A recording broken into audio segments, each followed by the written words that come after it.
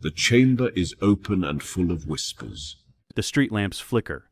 A shadow moves between them, not walking. Watching Alastor Mad-Eye Moody stands motionless in the darkness, his magical eye rotating independently of his real one. The magical eye sees through walls, through doors, through the carefully maintained facade of number 4 Privet Drive. Inside the house, Vernon Dursley is shouting. His face is purple, veins bulging at his temples. "I will not have that freak in my house. Do you hear me, woman? I will not." Petunia Dursley clutches a letter in her hands. The paper is thick, cream-colored, written in emerald green ink. Her face is pale, pinched. "He's family, Vernon, my sister's child." The letter says, "I don't care what the letter says. Magic, wizards, freaks, and abnormalities. We'll have none of it. You told me your sister was normal when we married. She was until she went to that school." "Exactly. And now they've dumped her brat on our doorstep like he's a milk delivery. Well, I won't have it." The cupboard is small, barely 4 feet deep, 3 feet wide, a single naked bulb hanging from the ceiling. No light currently. Just darkness. And in that darkness, a baby, wrapped in blankets, placed on a thin cushion on the bare floor. The baby isn't crying. Not anymore, too exhausted from hours of crying that no one answered.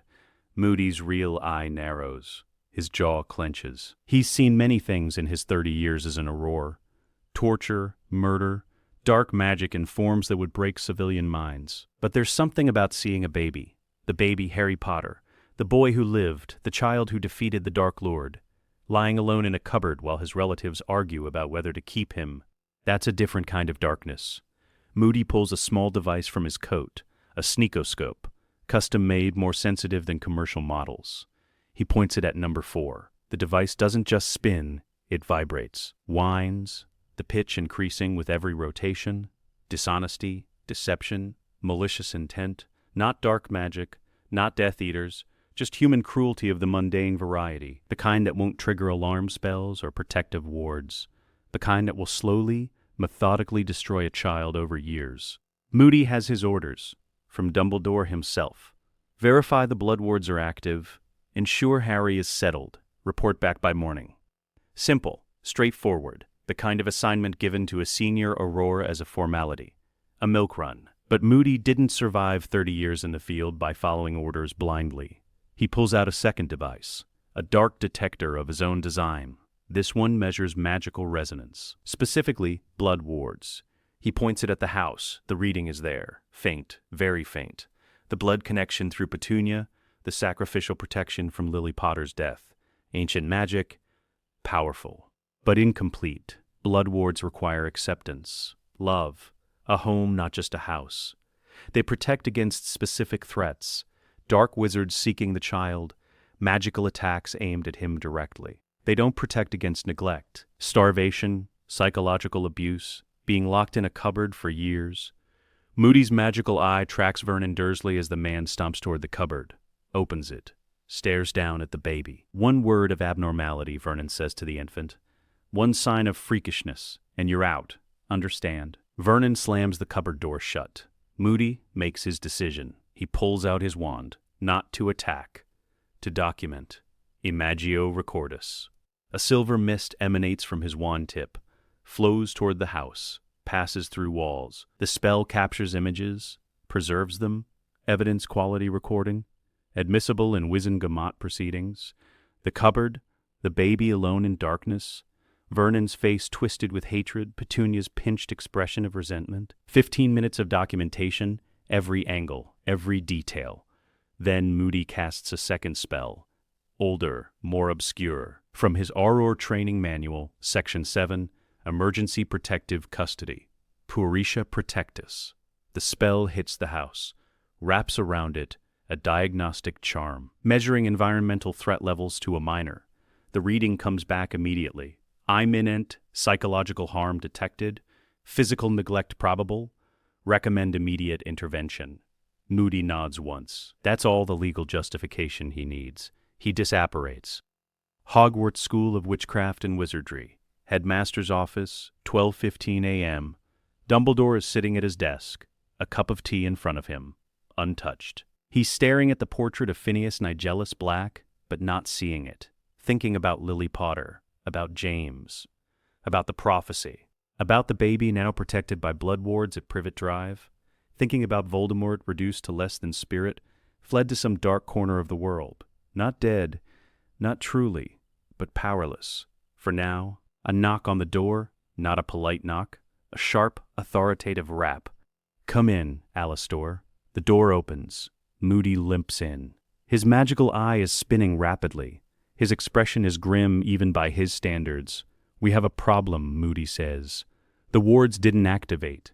The wards activated fine." "That's not the problem." Moody pulls out a pensive memory vial, sets it on the desk. "Watch this. Then tell me Harry Potter is safe at number 4 Privet Drive." Dumbledore's expression doesn't change, but something flickers in his eyes.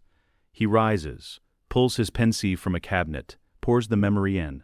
Both men enter the memory. 15 minutes later, they emerge. Dumbledore's face is older, tired. He sits down slowly. "I see," he says quietly. "Do you?" Moody's tone is sharp, accusatory. "Because what I see is a baby alone in a cupboard. I see a decade of abuse waiting to happen. And I see you putting him there anyway. The blood wards. The blood wards protect him from Voldemort. They don't protect him from Vernon Dursley's fists. They don't protect him from starvation. They don't protect him from growing up unloved and broken. Alastor, don't." Moody slams his staff on the floor. "Don't tell me it's for the greater good. Don't tell me sacrifices must be made. I've heard it before. I've made those sacrifices. But not like this. Not a baby." Dumbledore is quiet for a long time. "What do you propose?" he asks finally. "I'm invoking emergency protective custody. Section 7, subsection 12 of the Aurora Code. Imminent threat to a magical minor requires immediate removal pending ministry review. The ministry will send him back. Not if I present the evidence. Not if I fight it." Moody leans forward. "I can give him what the Dursleys won't. Training, protection, preparation. I can make him strong enough that wards become redundant. You're asking to raise him yourself." "I'm not asking. I'm telling you I'm taking custody. You can support it or oppose it, but I'm not leaving that boy in that house." Dumbledore removes his spectacles, cleans them slowly, thinking. "The blood wards are powerful, Alastor. They protect him in ways we cannot replicate. I'll protect him from everything else. And when Voldemort returns, because he will return, Harry will be ready. Not broken, not traumatized. Ready? Full disclosure of training methods. And if Voldemort returns, if Harry needs to return to the blood ward protection, then we reassess. But until then, I'm his guardian. But Alastor, understand what you're undertaking.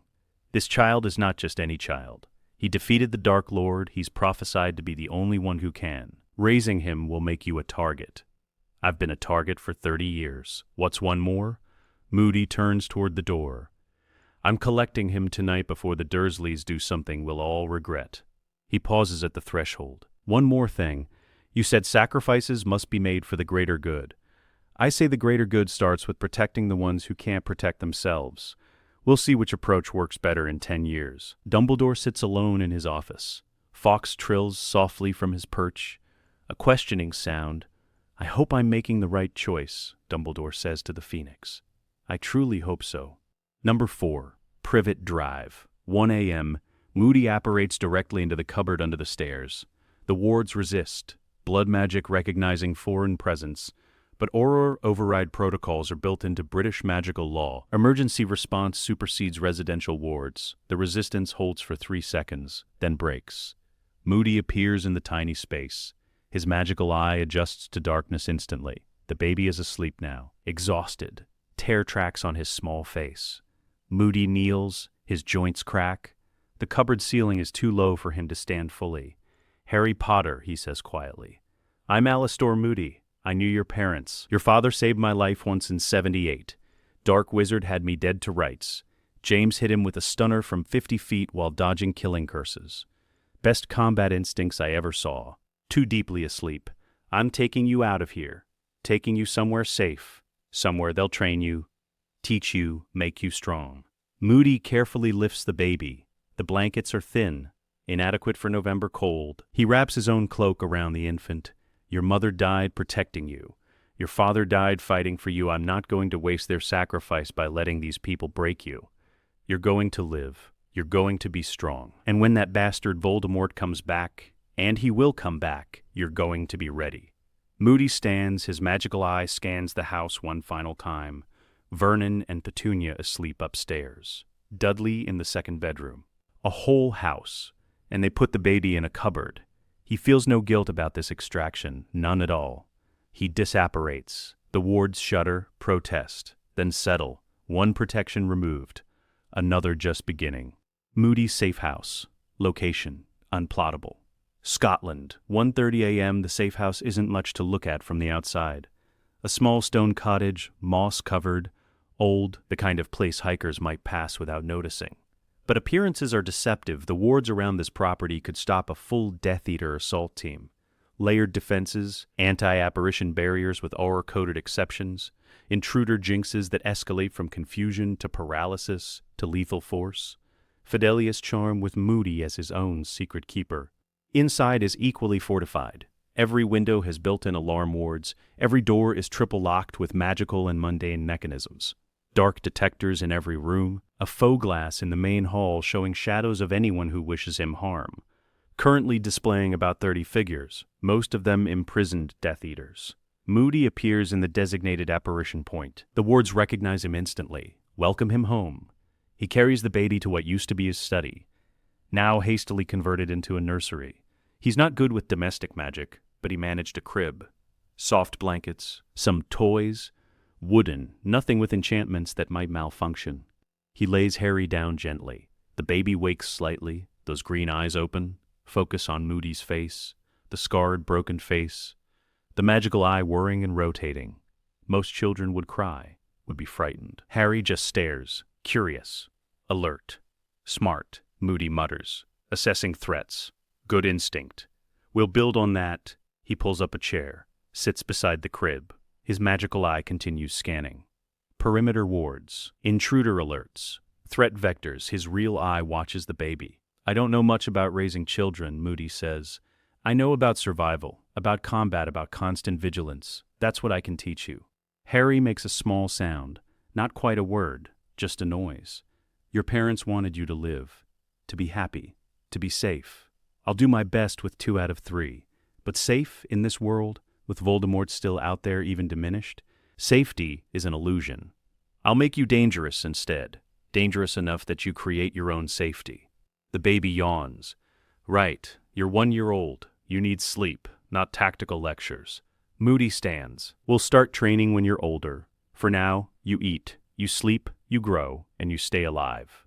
He moves to the door, pauses. Your mother's sacrifice gave you protection, blood magic. It'll keep you safe from Voldemort specifically, but I'm going to give you something else.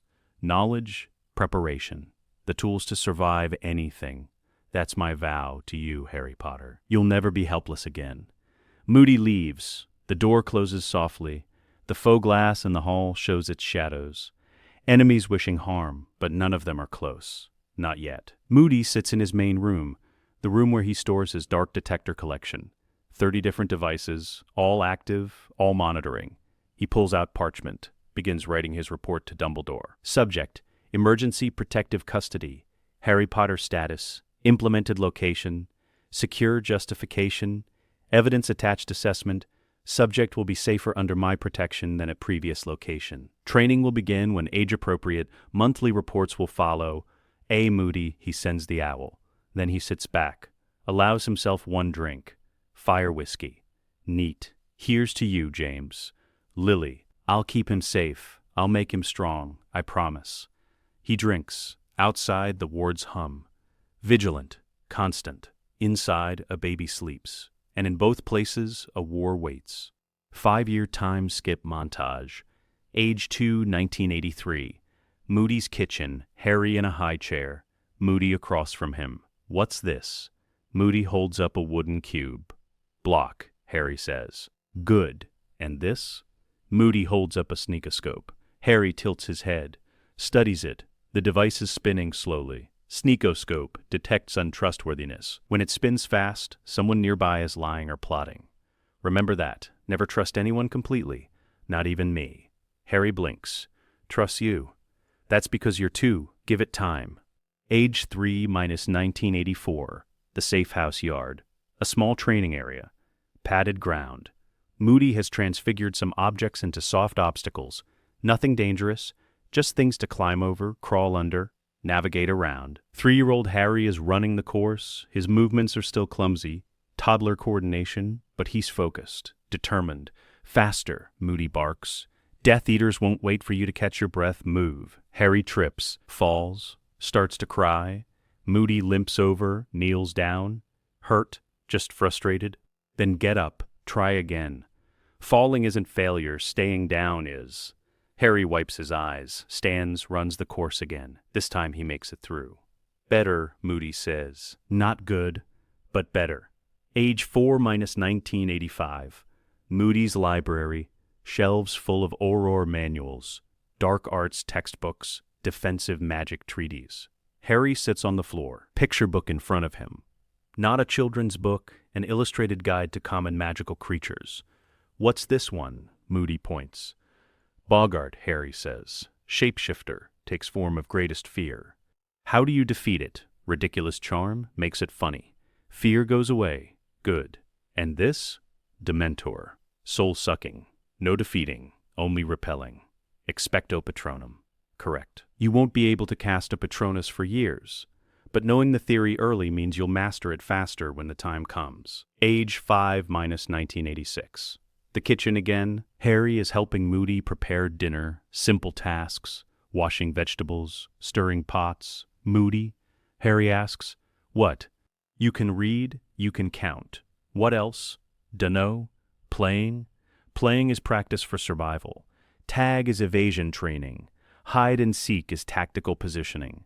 Everything is training, Harry. The world is dangerous. I'm making you dangerous back. Am I dangerous? Moody looks at him. This small 5-year-old boy with messy black hair and green eyes and a lightning bolt scar on his forehead. Not yet, Moody says.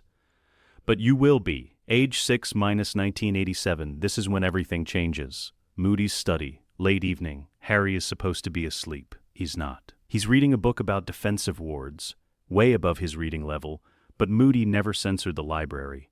Moody enters. He's holding a file, ministry paperwork. Harry, we need to talk. Harry looks up. He's learned to read Moody's moods. This is serious. What's wrong? Nothing's wrong. Something's unusual. Moody sits, opens the file. I've been monitoring ministry records, tracking accidental magic reversal squad reports, looking for patterns. Why? Recruiting purebloods is easy, but the smart move is finding powerful magical children young, before anyone else can. You're looking for powerful kids?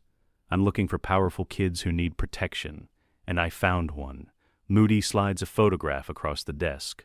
A little girl, maybe 6 or 7 years old, bushy brown hair, large front teeth, serious expression. She's reading a book in the photograph. The picture doesn't move. Muggle photo. Her name is Hermione Granger, Moody says. Muggle-born, daughter of dentists in London. And according to these reports, she's performed 17 instances of accidental magic in the past year. 17. Most magical children do 2 or 3 total before Hogwarts. Harry studies the photo. What kind of magic? Precision work, levitating books to high shelves, changing the color of objects, repairing torn pages. Not just power, control, intent. She's focusing her magic unconsciously. That's rare. So, I think she needs training, protection, the same things you needed at her age. And I think Moody pauses, considers, I think you need a partner, someone your age, someone who understands what you're learning. Harry looks at the photo again. You want to teach her too? They won't understand the danger their daughter faces, but I can make them understand. The question is, do you want a sister? Harry has spent 6 years with Moody, just the two of them. Constant vigilance, constant training. No other children, no peers. The idea of someone else is strange, but not bad. Okay, Harry says, just okay? Yeah, if she needs help, we help her. That's what you taught me. Moody almost smiles. Almost. Good answer. London, the Granger residence, Saturday morning, July 1987. The house is nice, suburban, well-maintained. A small garden in front, flowers carefully tended, the kind of place where normal people live normal lives. Moody stands at the door. He's wearing his meeting muggle's disguise, a glamour charm that makes his face look less scarred, hides the magical eye, makes him appear as a distinguished older gentleman with a slight limp and a walking stick. Harry stands beside him, also glamoured, the lightning bolt scar hidden, just a normal 6-year-old boy in neat clothes. Remember, Moody says quietly, Muggles don't understand our world. We explain carefully. We don't frighten them. We make them see the logic. What if they say no? Then we respect their choice, but we make sure they understand what they're saying no to. Moody knocks. The door opens. A woman in her mid-30s. Neat appearance, intelligent eyes. Dr. Emma Granger. Yes, she says. Dr. Granger, my name is Alastor Moody. I'm here to discuss your daughter's education. Emma's expression becomes guarded. We haven't been looking into new schools. Not traditional education, specialized education. For her, unique abilities. Emma's eyes narrow. I don't know what you're talking about. May we come in? This conversation is better held privately. Dan, we have visitors. They enter. The house is tidy.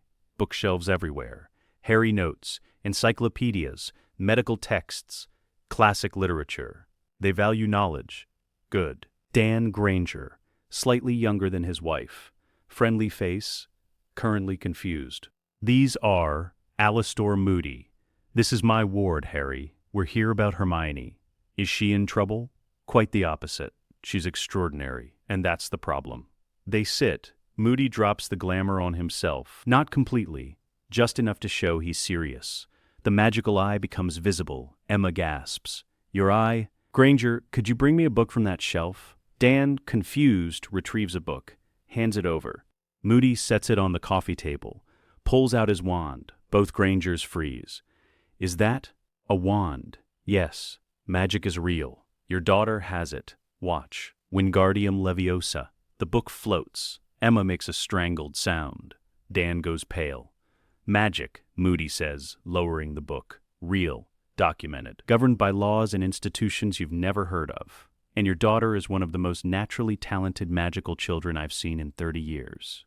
Silence. Then Dan says, this is a trick. It's not, Harry, your turn. Harry pulls out his own wand, a practice wand, nothing powerful, points it at a potted plant, Lumos. Light blooms from the wand tip. Emma sits down heavily. This is real, she whispers. Yes, and your daughter has been performing magic unconsciously since birth. The levitation incidents, the color changes, the repairs, all magic, all signs of extraordinary potential. Why are you telling us this? Dan asks. Because she needs training, control, understanding. Without it, her magic will continue manifesting randomly, possibly dangerously. And more importantly, Moody's expression becomes grim. There are people in the magical world who would target her for being Muggle-born, who see magical children from non-magical families as threats or tools. Tools for what? Recruitment, corruption. There was a war in our world. It ended 6 years ago. But wars don't stay ended. When it reignites, and it will, powerful Muggle-born children will be prime targets. Emma looks at Harry. How old is he? 6. And you're training him? I've been training him since he was 1 year old. He can identify 12 different dark magical artifacts by sight. He knows the theory behind 40 defensive spells. He can run a threat assessment on a room in 30 seconds. He'll never be helpless. He's 6 years old, Emma's voice rises. He should be playing, learning to read, not studying weapons. He knows mathematics through basic algebra. And yes, he studies weapons, because the alternative is being a victim. I'm offering your daughter the same protection. The same knowledge wants to turn her into a child soldier. I want to turn her into a survivor. Dan stands. I think you should leave. Let me ask you a question. If you knew your daughter would face violence someday, not possibility, certainty, would you rather she face it unprepared, or face it with every tool, every skill, every advantage she could have? That's a false choice. She won't face violence. We'll protect her. How? You can't see magical threats, can't defend against them, can't even detect them. You love your daughter. I can see that, but love isn't enough against dark magic. Emma's eyes are wet. What are you proposing? Summer training, weekends during the school year. She lives with you. Attends normal school, but she also learns from me, from Harry. She learns to control her magic, to defend herself, to understand the world she's part of whether you acknowledge it or not. And if we say no, then in 4 years she'll receive her Hogwarts letter. She'll enter that world completely unprepared, no understanding of magical society, no defensive training, no awareness of the prejudice she'll face, and she'll be vulnerable. Dan and Emma look at each other, a conversation without words, years of marriage creating silent communication. Finally, Emma says, "We'd like to meet her first, see how she interacts with Harry, see if this is something she even wants." Fair enough. Hermione Granger is exactly as her photo suggested. Bushy brown hair pulled into a ponytail, large front teeth, serious eyes. She's wearing a neat dress and carrying a book. She sees Harry, stops, stares. Harry stares back. Moody watches carefully. This moment matters. "Hermione," Emma says gently, "this is Harry. He's like you. Special." "Special how?" Harry makes a decision. He pulls out his wand, points it at Hermione's book, Wingardium Leviosa. The book floats out of her hands, hovers in midair. Hermione's eyes go wide. "How?" "Magic," Harry says. "You can do it too. You have been doing it. You just didn't know what it was called. Prove it. Think about something you want to happen, really want. Focus on it." Hermione stares at the floating book, concentrates. The book rotates slowly in the air, without anyone casting a spell. Pure intent, unconscious magic. Harry grins. "See? You're doing it right now." I'm magical?" "Very," Moody says. "One of the most talented children I've tracked. That's why I'm here, to offer training." "Training in what?" "Everything you need to be safe and strong in a world you didn't know existed." Hermione looks at her parents, then at Harry, then at Moody. "Can I think about it?" "Take your time." 1 week later, the Granger residence. Hermione has spent 7 days reading everything Moody left her. Basic magical theory, history of the wizarding world, Hogwarts, a history borrowed copy. She made a list, pros and cons, analyzed from every angle. The Grangers sit with Moody and Harry again. "We've discussed it," Dan says, "as a family, and we have conditions." "Name them." "First, Hermione continues regular school. She needs normal social development, not just magical training." "Agreed." "Second, no dangerous magic. She's 7. We don't care what magical children are capable of learning. Age appropriate only." "Not yours," Moody considers. "I can agree to that with one caveat. Defensive magic has no age limit. If she needs to shield herself, she learns shields. If she needs to escape danger, she learns escape techniques. Knowledge isn't dangerous. Ignorance is." Emma nods slowly. "Defensive only, no offensive spells." "Until she's older." "Agreed." Third, monthly reports. We want to know what she's learning, how she's progressing, everything. Acceptable. And fourth, Dan looks at his daughter. This is Hermione's choice. If at any point she wants to stop, she stops. No arguments. Fair. They all look at Hermione. She's been quiet, thinking, processing. "I have questions," she says. "Ask them," Moody says. "Will this make me different from other kids?" "You're already different. This will help you understand why." "Will I have to leave my family?" "No. You live here. You train with me on weekends and summers. Harry can tell you, I'm not trying to replace your parents. I'm trying to supplement what they can't teach you." Hermione looks at Harry. "What's it like? The training?" Harry considers how to answer. He's 6. She's 7. But they're both smart enough for honesty. "It's hard," he says. "Moody pushes you, makes you do things that seem impossible. But then you do them anyway, and you realize you're stronger than you thought. Are you happy?" "I'm prepared. I know if something bad happens, I can handle it. That's better than being scared all the time." Hermione nods, turns to Moody. "I'll try it. For the summer, if I don't like it, I stop." "Deal." They shake hands, a 7-year-old girl and a scarred ex-Auror. And in that handshake, another life is changed forever. Moody's safe house, August 1987. Hermione arrives via side-along apparition, her first time. She emerges looking green. "That was horrible," she gasps. "You get used to it," Harry says. He's waiting at the apparition point. "First few times are the worst. How many times have you done it? Lost count? Couple hundred?" Hermione stares. "You're 6. Almost 7 birthdays next month." Moody appears behind them. Stop chatting. We have work to do. Hermione, your room is upstairs. Second door on the right. Unpack. Be back down in 10 minutes. We start with assessment. Hermione's room is small but clean. A bed, a desk, a bookshelf already filled with magical texts. She unpacks quickly, efficient, organized, everything in its place. 9 minutes later, she's back downstairs. Moody nods approval. Punctual. Good. Hermione, this is the training room. It's a large space, padded floors, obstacle courses at one end, a dueling circle marked with chalk, weapon racks, non-lethal training equipment, targets for spell practice. We'll start with basics, Moody says. Physical conditioning, magical theory, threat recognition. Then we progress to wand work when you're ready. I don't have a wand yet. No, you won't until you're 11, but you can learn the theory now. Learn the wand movements without the wand. Build muscle memory. When you finally get your wand, you'll be years ahead. That seems inefficient. Why not just teach me when I have the wand? If a Death Eater finds you tomorrow, I'm not ready yet, won't save you. Knowledge will. Hermione absorbs this, nods. Okay, where do we start? Physical training. You and Harry, 1 hour of conditioning every morning. Running, climbing, combat rolls, building stamina. I'm not very athletic. You will be. Magic helps, but bodies matter. Can't cast spells if you're too exhausted to lift your wand. Can't think tactically if you're gasping for breath. Physical fitness is foundational. Hermione joins him, copying his movements. After conditioning, breakfast, Moody continues. Then 3 hours of magical theory, history, spell mechanics, creature identification, lunch. Afternoon session, practical applications. Wandless magic exercises, potion identification, evening, free study. Questions, review, lights out at 9 p.m., up at 6 a.m., that's the schedule. Hermione's eyes are wide. Every day, 6 days a week.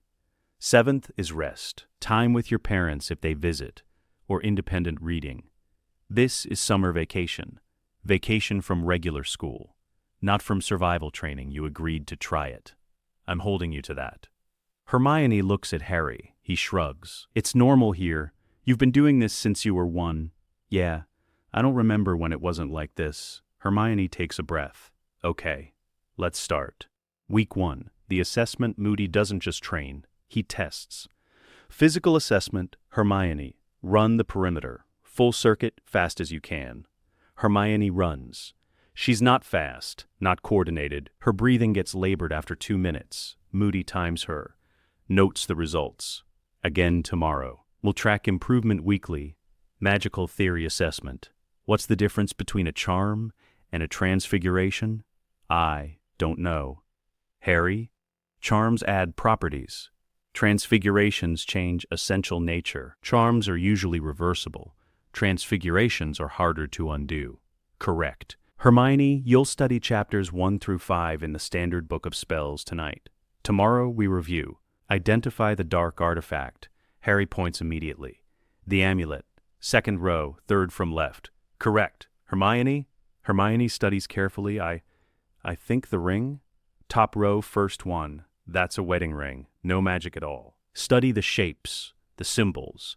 Dark artifacts have patterns. Learn to recognize them. By the end of week 1, Moody has a complete profile. Hermione Granger initial assessment physical, below average for age, requires significant conditioning.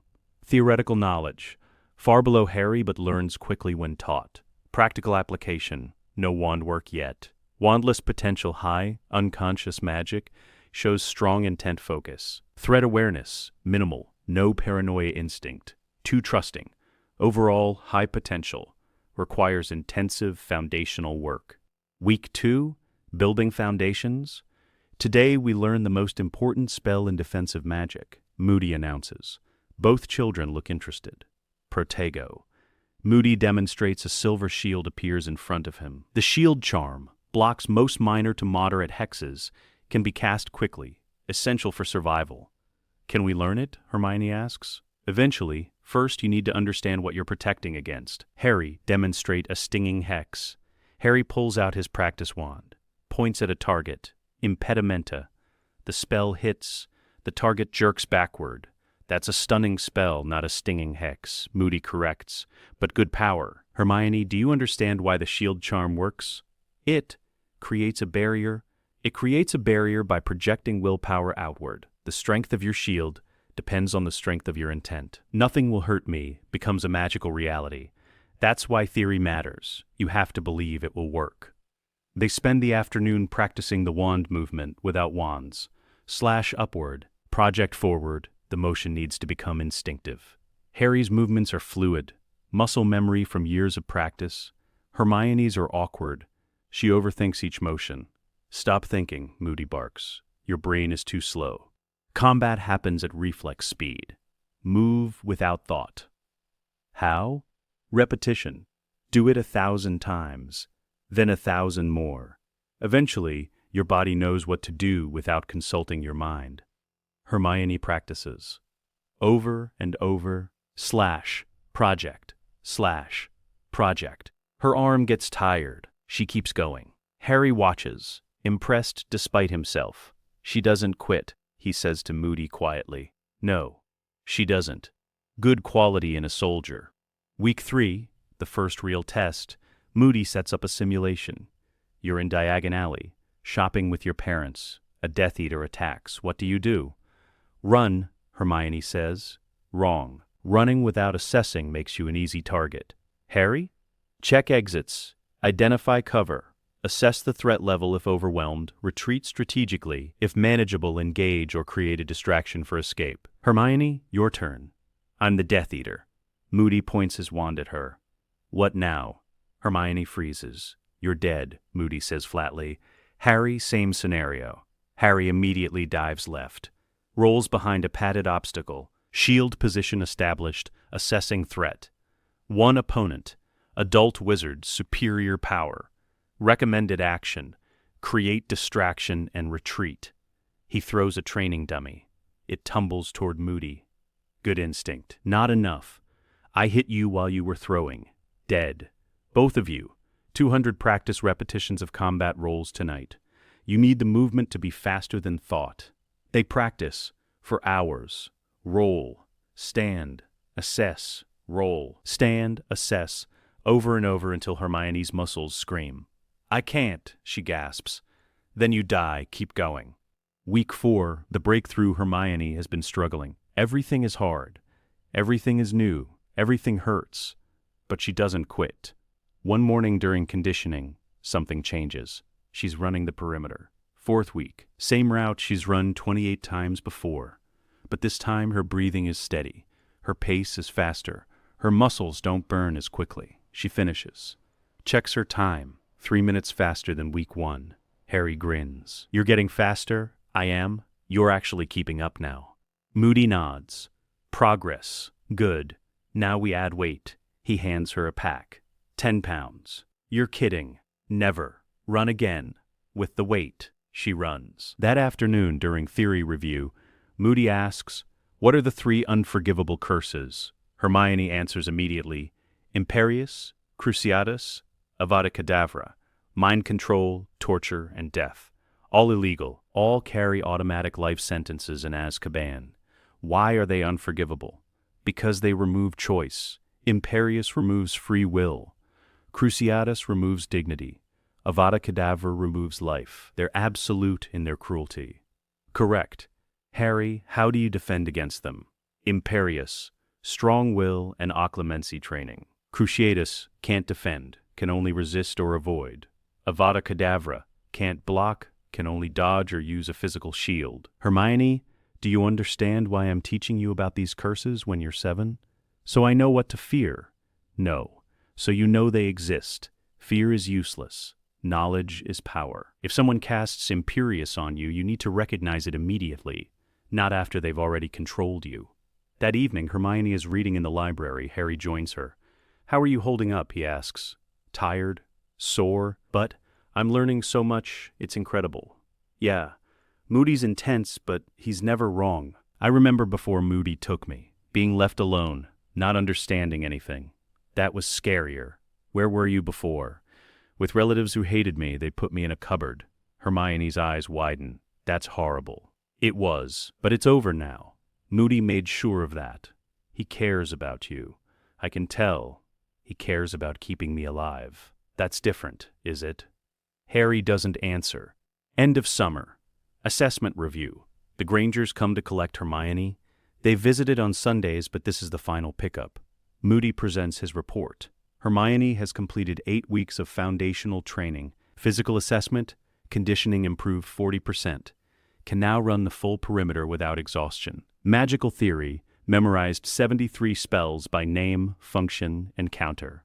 Threat recognition, identifies 12 common dark artifacts on site. Wandless magic, beginning to control unconscious manifestations.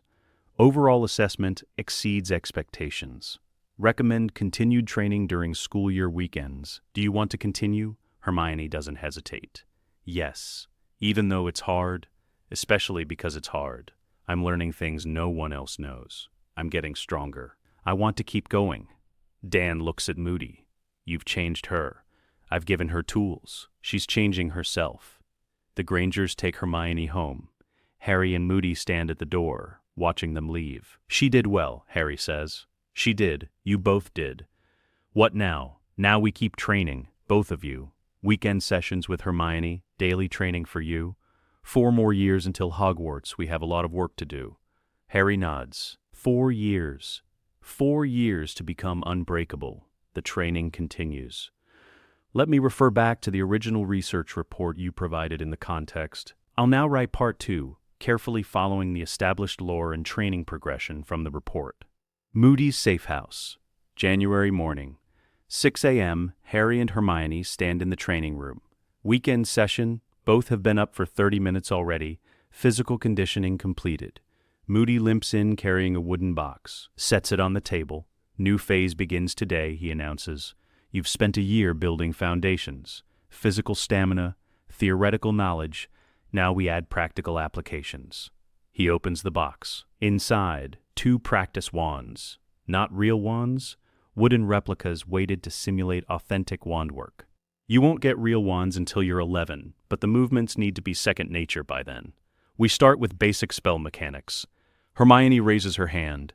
This isn't school, Moody says. You don't need permission to speak. Why can't we just learn this when we get real wands? Harry answers before Moody can. Because learning takes time. In combat, you don't have time. The wand movement has to be automatic. If you have to think about how to move your wand while someone's casting Cruciatus at you, you're already dead. Correct, Moody says. The wand is a tool. Your body is the weapon. The magic comes from you, not the wood. Understanding that distinction is critical. Expelliarmus, one of the most useful spells in combat, removes the opponent's weapon. Non-lethal, usually legal even in dueling contexts. Harry, demonstrate the movement. Flicks it in a sharp upward slash while twisting his wrist at the apex. Good form. Hermione, your turn. Hermione copies the movement. It's stiff, mechanical. Loosen your wrist, Moody corrects. The power comes from the snap at the end. Watch Harry again. Better. Acceptable. Now. 500 repetitions, both of you. I want the movement perfect. No thought. Pure muscle memory.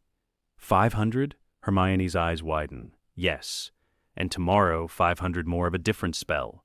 And the day after, another. By the time you're 11, you'll know 40 spells by muscle memory. When you finally get real wands, you'll only need to add the incantation and intent. They practice. Flick, snap, flick, snap. Over and over. Harry's movements stay consistent. He's been doing this type of training for 2 years already. Hermione's arm starts hurting after 200 repetitions. She doesn't stop. At repetition 300, Moody calls a break. Hermione, you're tensing your shoulder. That creates fatigue. Harry demonstrates. Weight on your back foot. Front foot slightly forward, shoulder relaxed. The power comes from the wrist and forearm, not the whole arm. Better, Moody says. Continue. By the end of the session, both have completed 500 repetitions. Hermione's arm is shaking. But she finished. Good work, Moody says. Next weekend, we add the stunning spell. Stupefy. Same process, 500 repetitions. Then the shield charm. Then the summoning charm. By summer, you'll have 10 spells in muscle memory. March 1988. The dueling drills begin. The training room has been reconfigured. 2 dueling circles marked with white chalk. Padded walls surrounding the area. Today we begin practical dueling, Moody announces. Harry versus Hermione. 3-minute rounds. Practice wands only. No magic yet, just movements. You'll simulate spellcasting. I'll judge form and tactics. Harry and Hermione face each other across the circle. Standard dueling conventions, Moody says. Bow. Take your stance. Begin on my mark. 3, 2, 1. Duel. Harry moves immediately. Fast. His practice wand comes up in the shield charm movement. Hermione hesitates for half a second. Too long. Then executes a disarming charm motion. Too slow, Moody barks. Harry hit you with a stunner while you were thinking. You're unconscious, round over. They reset. Again. This time Hermione doesn't hesitate. She opens with a shield charm movement, same as Harry. They circle each other. Harry feints left, then executes a stunning spell motion. Hermione blocks with her own stunner. Better, Moody calls. You're thinking tactically now. But Harry, you telegraphed that feint. Hermione read it, dead. They go 15 rounds. Harry wins 12. Hermione wins 3, and each time it's because she planned 2 moves ahead instead of 1. Afterward, sitting on the training room floor, both exhausted, Hermione asks, "How do you move so fast?" "Practice," Harry says. "I've been doing this since I was 3. But you're getting faster. Those 3 rounds you won, I didn't see those combinations coming." "That's because you rely on reflexes. I can't match your speed, so I have to be smarter about positioning. Harry, you're a natural fighter. Fast instincts, good aggression.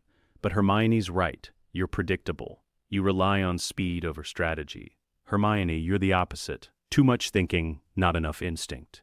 You need to find the balance between thought and action." He looks at both of them. "That's why you're training together. You push each other." Harry forces Hermione to move faster. Hermione forces Harry to think deeper. Alone, you'd each develop bad habits. Together, you compensate for each other's weaknesses. Summer 1988. Potion combat training. Moody's Potion Laboratory. A small room off the main safe house. Shelves lined with ingredients. Cauldrons of various sizes. The smell of brewing potions heavy in the air. "Combat isn't just spells," Moody explains. "Potions are tools, weapons, antidotes, strategic advantages. You need to recognize common potions on sight and know their combat applications." He gestures to a table with 20 vials. "Different colors, different viscosities. Identify these. You have 2 minutes." Harry and Hermione move to the table. Harry points. "Veritaserum, truth serum, colorless, odorless, in small doses. 3 drops make you answer any question truthfully." Hermione? She studies the vials carefully. "This one? Polyjuice potion? It's thick, and the color keeps changing slightly." Hermione identifies 9. 3 remain unknown. "These 3 you didn't identify," Moody says, picking up a green vial. "This is a mild poison, non-lethal, but causes temporary paralysis, used by dark wizards to disable victims for kidnapping." He picks up a purple vial. "This is Felix Felicis, liquid luck, highly regulated, incredibly expensive, gives the drinker temporary good fortune for approximately 12 hours, almost black. This is Draught of Living Death, powerful sleeping potion. 1 drop renders a person unconscious for hours. Overdose can be fatal. Often used in assassinations disguised as natural sleep. Your homework. Memorize all 20. Next weekend I'll test you blindfolded. You'll identify by smell alone." Hermione looks alarmed. "Blindfolded? Blindness hexes. You need to identify threats through multiple senses. Smell is reliable." That afternoon, they brew their first potion under Moody's supervision. Not a dangerous one. A simple cure for boils. First-year Hogwarts curriculum. Follow the instructions exactly, Moody says. Potions are precise. 1 wrong ingredient, 1 incorrect temperature, and you get poison instead of medicine. Precision is survival. Harry measures ingredients carefully, counts stirs exactly, monitors temperature with paranoid attention. Hermione does the same, but she's also taking notes, writing down observations. "What are you doing?" Harry asks. "Documenting. If I write down what works, I can replicate it perfectly next time." "Smart," Moody says. "That's exactly what professional potioneers do. Keep detailed records. Learn from every brew." By the end of summer 1988, both children can identify all 20 common combat potions by sight and smell. They can brew 5 basic potions without supervision. and they understand that magic extends far beyond wand-waving. 1989, age 9, Harry and age 10, Hermione the training. Intensifies. Physical conditioning evolution. No longer just running. Now they climb. Swim. Practice combat roles under pressure.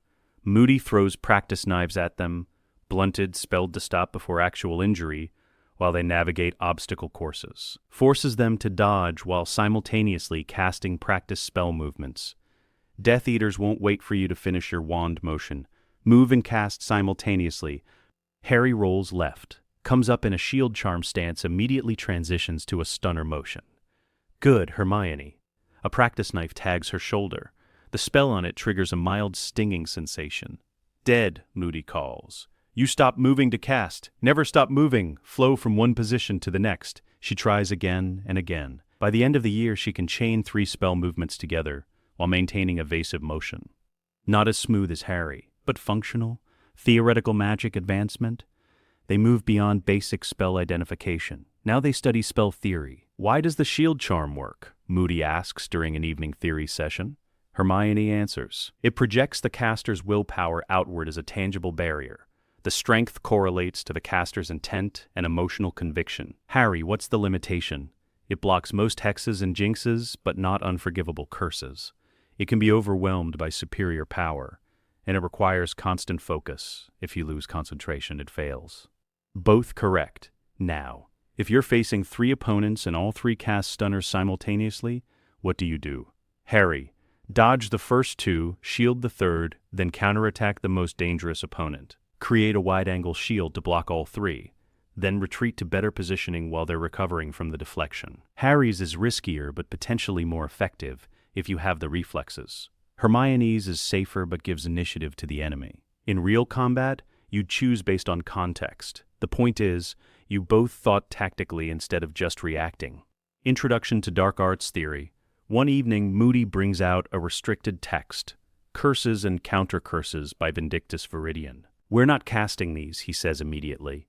You're too young, and I'm not teaching you dark magic, but you need to understand how dark spells work, because understanding the mechanism is the first step to defending against it. The Imperius removes free will. It's one of the 3 unforgivable curses. When cast, it creates a pleasant floaty sensation. You feel happy, compliant. You want to obey the caster. That's the danger. It doesn't feel like you're being controlled. It feels like your own choice. How do you resist it? Hermione asks. Strong will, mental discipline, and occlumency, mind magic that protects your thoughts. We'll begin basic occlumency training next year when you're both a year older. For now, understand that Imperius is insidious. If you ever feel unusually compliant, unusually happy to follow someone's orders, resist. Question. Force yourself to think independently. Harry raises his hand, realizes what he's doing, lowers it, and just speaks. What about the killing curse? The books say there's no defense. The books are mostly correct. Avada Kedavra cannot be blocked by shield charms, cannot be deflected by conventional means. The only defense is don't be where the curse hits. Dodge. Use physical shields, solid objects the curse has to pass through, or Moody pauses. Ancient magic, sacrificial protection. But that's not a defense you can plan. That's something that happens when someone willingly dies to protect you. Hermione's eyes are wide. Has that ever happened? Moody looks at Harry. A long, measuring look.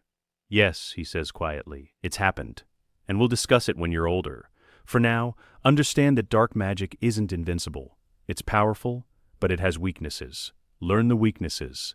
Exploit them. Survive. 1990, age 10, Harry and age 11, Hermione.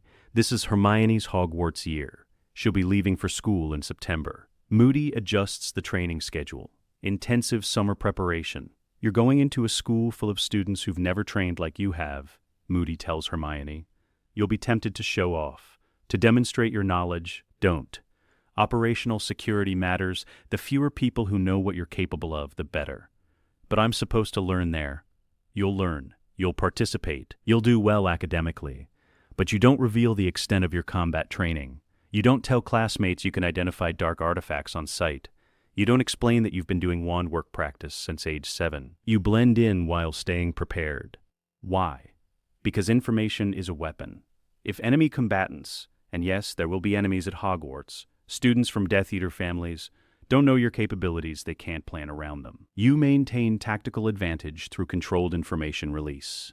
Harry understands this instinctively. He's never had friends his own age, never been in social situations where he needed to hide his training. Hermione struggles with it. She spent 3 years becoming exceptional. Now she's being told to hide it. I understand the logic, she says, but it feels like lying. It's operational discretion. There's a difference. You're not pretending to be incompetent. You're just not advertising your full capabilities. The Harry separation training, you've trained together for 3 years, Moody says. You work well as a team. But Hermione's going to Hogwarts. Harry, you have 1 more year before you join her. You need to function independently. He separates them for certain exercises, sends Harry through obstacle courses alone. Has Hermione practiced dueling simulations against Moody himself instead of Harry? You need to fight opponents who are different from your usual sparring partner, Moody explains to Hermione after she loses badly in a duel against him. Harry's fast and aggressive. I'm experienced and tactical. Different threats require different responses. For Harry, the separation is harder than he expected. 3 years training with Hermione, 3 years having a partner, someone his age who understands. Now she's leaving. One evening he finds her in the safe house library. She's reading Hogwarts: A History for the 3rd time. Nervous? He asks. Terrified, she admits. Not of the magic. I know I can handle the coursework, but the social part, making friends, fitting in, I don't know how to do that. You made friends with me. That's different. We were both here. We had training in common. At Hogwarts, I'll be the weird girl who knows too much and doesn't know how to talk to normal kids. Harry sits beside her. Moody says you're operationally prepared, that's what matters. Is it? What if I spend 7 years being brilliant and prepared and completely alone? And next year when I get there, you won't be alone anymore. Hermione manages a small smile. Promise? Promise. Her Hogwarts letter arrives. Moody takes her to Diagon Alley. Harry comes too, though he's still too young for his own wand. Ollivander's. The ancient wand shop. Mr. Ollivander emerges from the back. Ah, a new student. How wonderful. Let's see. He measures Hermione, arm length, wrist flexibility, then begins pulling boxes. Try this. Maple and unicorn hair, 9 inches. Hermione takes it, gives it a small wave. Nothing. No, not right at all. Perhaps vine, wood, and dragon heartstring, 10 3/4 inches. She takes this one, waves it. Golden sparks erupt from the tip. Excellent. Vine wood, unusual. Good for the ambitious and the meticulous. Dragon heartstring for power. You'll do great things with this wand, Miss. Granger, Hermione Granger. Ollivander's eyes sharpen. Granger, Muggle-born? Yes. How interesting. Vinewood chooses witches and wizards who have hidden depths. Fascinating. He turns to Harry. And you, young man. Just browsing. I'm not 11 yet. Ah, but you will be. Soon, I think. When you come for your wand, I suspect it will be very interesting indeed. They leave the shop. Hermione clutching her wand like a treasure. Back at the safe house, Moody supervises her first real spellcasting. Start with Lumos. Light charm, simple, low power requirements, focus on intent. Hermione raises her wand. Lumos. Light blooms, bright, steady. She stares at it. I did it. I actually did real magic. You've been doing real magic for years, Moody says. This is just the first time you had a proper focus. Now try the others, all the spells you've been practicing movements for. See how they feel with an actual wand. She spends the next hour casting every spell she knows the incantation for. Lumos, light, Nox, darkness, Alohomora, unlocking charm, Wingardium Leviosa, levitation. Each one works perfectly. 3 years of muscle memory combining with intent and a proper wand. By the end of the session, she's exhausted but glowing with accomplishment. Good work, Moody says. You're ready for Hogwarts, but remember, operational security don't reveal full capabilities. Blend in while staying prepared. Correct. And one more thing, he hands her a small pouch. Emergency supplies, healing potion, antidote for common poisons, a sneakoscope, and this. He pulls out a small mirror. Two-way mirror. James Potter gave this to me years ago. The paired mirror is with Harry. If you're ever in danger, real danger, call through the mirror. Harry will hear, I'll respond. Understand? Hermione takes the mirror carefully. Thank you. Don't thank me. Just stay alive. King's Cross Station, the barrier between platforms 9 and 10. Hermione stands with her parents, her trunk packed, her wand safely in her pocket, her emergency supplies hidden in an interior compartment. The Grangers are nervous. Their daughter is going to a magical school they can't follow, can't protect her, can't even fully understand what she'll be learning. Be safe, Emma says, hugging her tightly. I will. I've been training for this. We know. But you're still our little girl. Moody and Harry stand nearby. Out of glamours, in this magical section of the station, they don't need them. Remember everything we discussed, Moody says to Hermione. Assess threats continuously. Trust no one completely. If you detect dark magic, report to a professor immediately. And write every Sunday. I want detailed accounts of what you're learning. I will.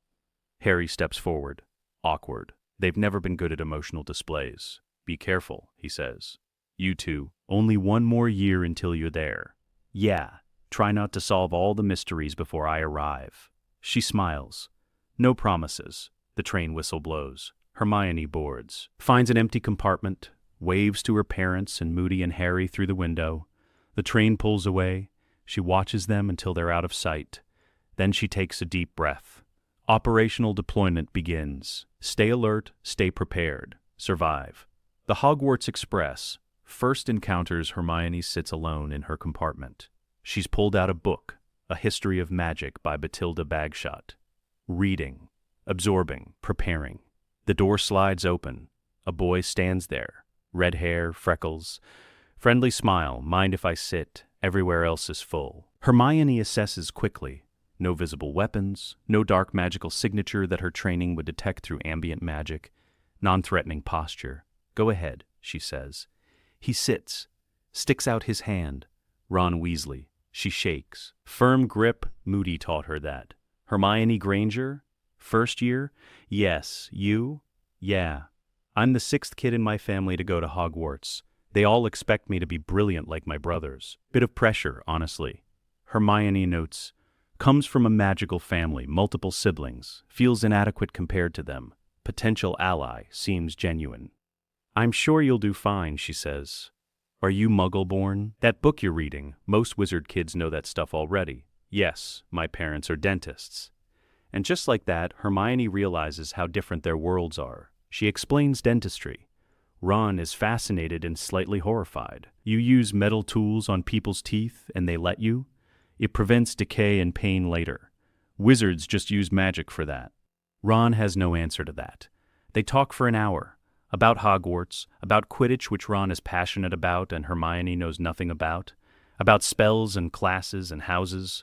Ron is nice. Uncomplicated, genuine in a way Hermione hasn't encountered often.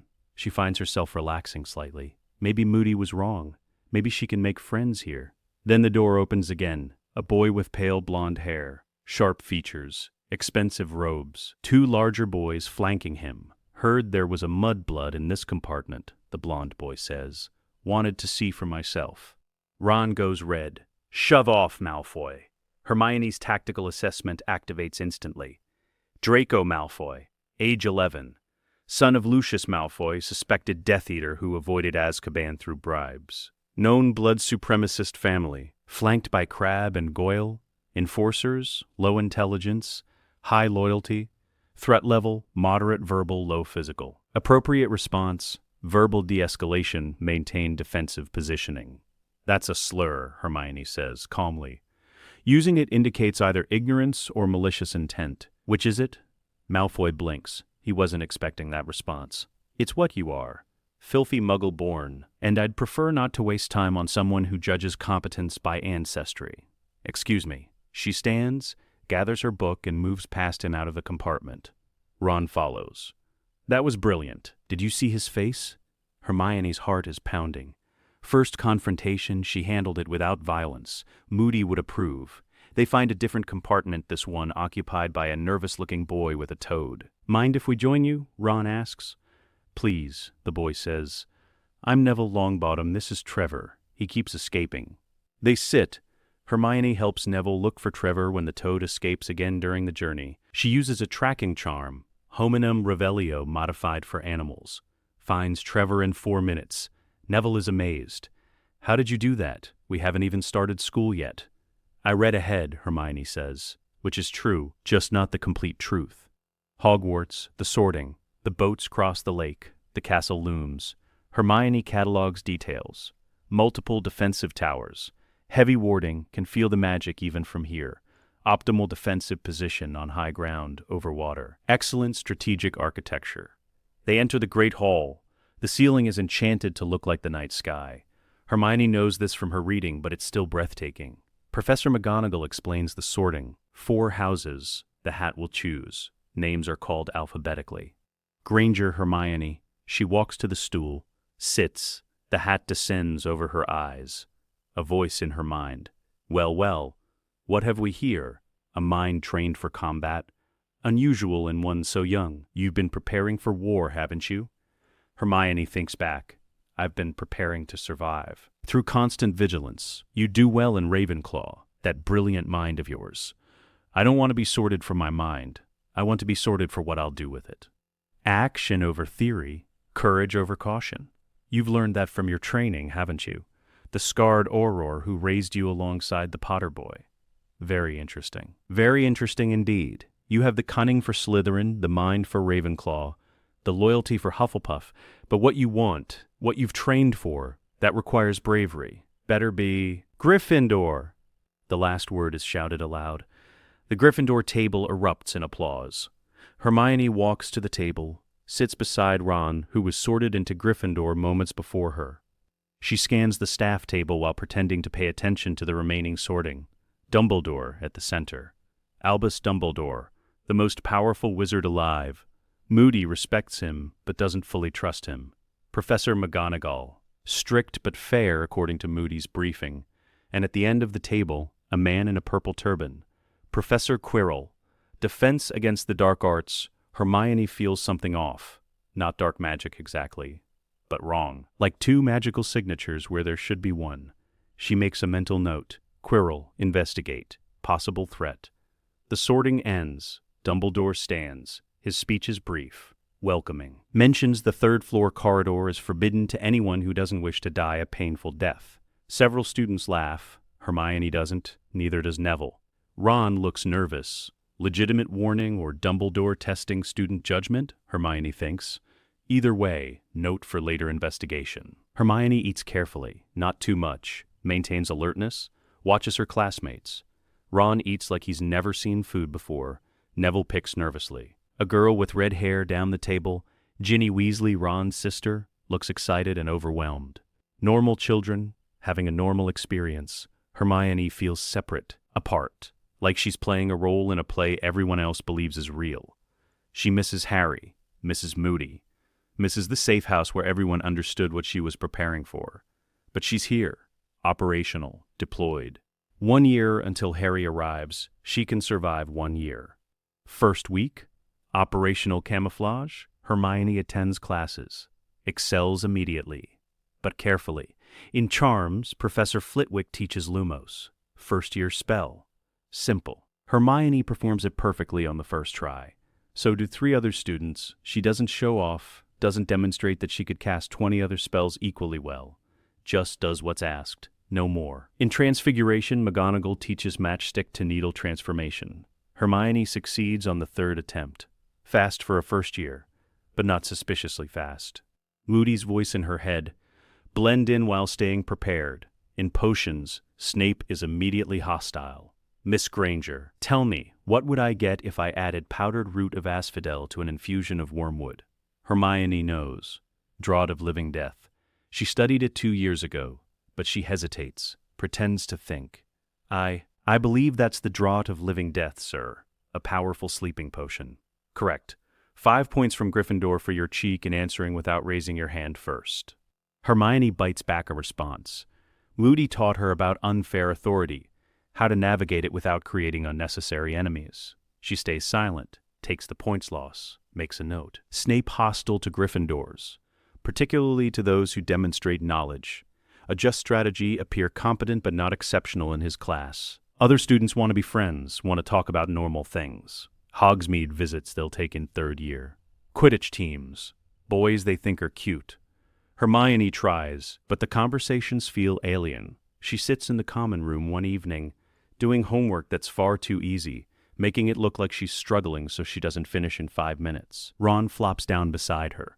You're always studying. We have an essay due for History of Magic. It's not due for 3 days. I prefer to work ahead. Brilliant, but mental. He says it affectionately. Hermione manages a smile. Ron is growing on her. He's uncomplicated. Loyal, not particularly studious, but good-hearted. Want to play chess, he offers? I don't know how. I'll teach you. I'm actually good at it. Only thing I'm better at than my brothers. They play. Ron teaches her the rules. She loses badly, but learns quickly. By the third game, she's making him work for the victory. You're a fast learner, Ron says, impressed. Pattern recognition, Hermione replies. Chess is just tactical positioning and probability assessment. It's supposed to be fun. Can't it be both? Ron grins. With you, I think everything's both. October, the Quirrell investigation. Hermione hasn't forgotten her initial assessment of Quirrell. She observes him carefully during defense against the dark arts classes. He stutters, seems nervous. Teaches adequate material, but nothing advanced. But sometimes, just sometimes, the stutter disappears. His posture changes. His voice strengthens, like he's a different person. One evening, Hermione spots him entering the third-floor corridor, the forbidden one. She follows at a distance, staying back, using the concealment techniques Moody taught her. Quirrell stops at a door, tries to open it, can't. There's a massive 3-headed dog behind it. She can hear it snarling. Quirrell backs away, returns the way he came. Hermione retreats first, makes it to the Gryffindor common room before he could spot her. Quirrell attempting to access forbidden corridor, 3-headed dog guarding something, Dumbledore's warning legitimate. Quirrell is a threat, she writes to Moody that night. Coded letter. They worked out a simple substitution cipher for sensitive information. Professor shows concerning behavior. 2 signatures detected. Investigating forbidden area. Request guidance. Moody's response arrives 3 days later, also coded. Document everything. No confrontation alone. If threat escalates, inform Dumbledore immediately. Do not engage directly. Await backup. Potential possession scenario. Reads about possession, about spirits inhabiting bodies, about how to detect them. 2 magical signatures from 1 person. That's a classic sign. Quirrell is possessed. The question is, by whom? Late October, the troll incident. Halloween feast. Hermione is in the library instead of the Great Hall. She and Ron had an argument earlier. He made a thoughtless comment about her having no friends. It hurt because it was partially true. She's reading, researching, trying to find more information about possession cases. Then the screaming starts, students running, shouting, "Troll! In the dungeons!" Hermione's tactical training activates. Troll! 12 foot tall, massive club, near impervious to most spells. Standard response, retreat to defensible position. Do not engage alone. She moves toward the library exit, hears heavy footsteps. The troll is coming this way. Doors won't stop it. Windows too high. Need different strategy. Enters the girls' bathroom. It has multiple stalls, places to hide, things to use as cover. The troll crashes through the bathroom door. Hermione is behind a stall, assessing. Troll, high strength, low intelligence. Vulnerable points, eyes, nose. Club is its primary weapon, but also its weakness. It relies on it completely.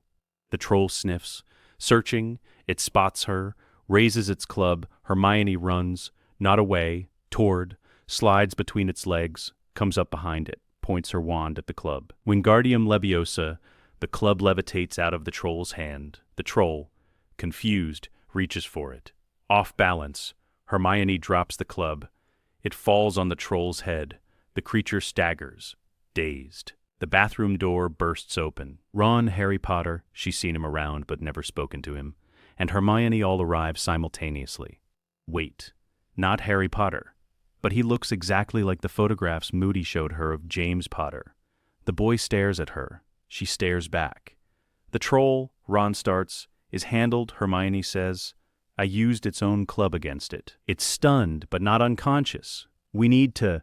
Impedimenta, the boy Harry Potter. It must be. Casts a full-body bind. The troll freezes.